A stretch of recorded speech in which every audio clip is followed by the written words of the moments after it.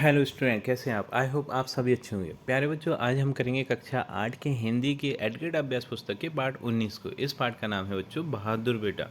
तो बिल्कुल भी देर ना करते हुए बच्चों चलते हैं इस पाठ के प्रश्न उत्तरों की ओर। प्रश्न क्रमांक 1 है बहादुर बेटा पाठ की विदा है। ये क्या है बच्चों? एकांकी। प्रश्न क्रमांक 2 है हे भगवान वाक्यांश में विराम चिन्ह लगेगा, विस्मय बोधक। ठीक। प्रश्न क्रमांक 3 है मधुर नामक पात्र संदीप की कौन थी? तो ये संदीप की बहन थी। प्रश्न क्रमांक 4 है बच्चों लोगों को बाढ़ से बचाते समय डूबते डूबते कौन बचा? तो ये संदीप बचा था। प्रश्न क्रमांक 5 है मैं रेड क्रॉस की सदस्यता हूँ, वाक्य में कौन सा लिंग है? तो ये स्त्रीलिंग है। प्रश्न क्रमांक 6 है नदी के दो पर्यायवाची शब्द लिखिए। तो पहला हो जाएगा सरिता और दूसरा है टटनी। प्रश्न क्रमांक 7 है रेड क्रॉस के सदस्यों को कैसे पहचाना जा सकता है?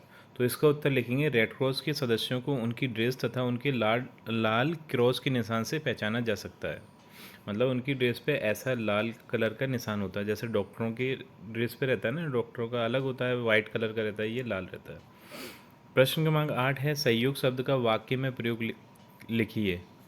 तो इसका उत्तर होगा हमें एक दूसरे का सहयोग करना चाहिए। यहाँ ये बना लीजिएगा संयोजक चिन्ह। ठीक है।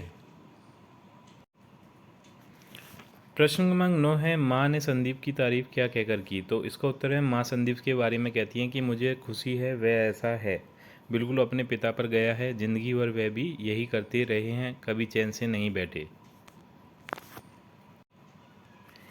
प्रश्न क्रमांक 10 है मैं नदी के पास क्यों जाऊंगा, वह तो खुद ही हमारे पास आ गई, इसका हास्य लिखिए। तो इसका उत्तर लिखेंगे जब कुलदीप की माँ उसे समझाते हुए कहती हैं कि बेटा तुम नदी के पास मत जाना, तब कुलदीप कहता है कि मैं नदी के पास क्यों जाऊंगा, वह तो खुद हमारे पास आ गई है, अर्थात बाढ़ का पानी उनके घर तक पहुंच गया है।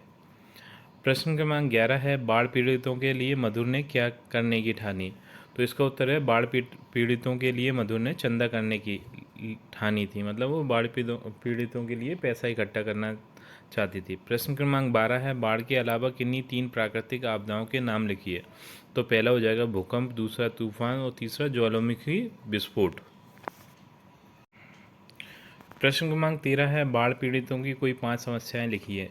तो इसका उत्तर हम लिखेंगे बाढ़ पीड़ितों की निम्न 5 समस्याएं हैं। पहली है बाढ़ में खाने पीने की कमी हो जाती है। दूसरी है विद्युत काट दी जाती है जिससे बहुत से कार्य अवरुद्ध हो जाते हैं। तीसरी है चिकित्सा सुविधा समाप्त हो जाती है।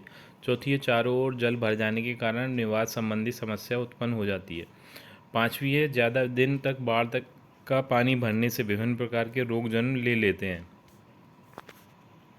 प्रश्न क्रमांक 14 है बच्चों बाढ़ से बचने के लिए आप अन्य स्थान पर जा रहे हैं तो अपने साथ क्या क्या लेकर जाएंगे? तो इसका उत्तर है बाढ़ से बचने के लिए अन्य स्थान पर जाते समय मैं ज़रूरी और हल्का सामान अपने साथ लेकर जाऊंगा, जैसे पैसा, टॉर्च, माचिस, दवाइयाँ, खाने पीने का सामान, कुछ बिस्तर आदि।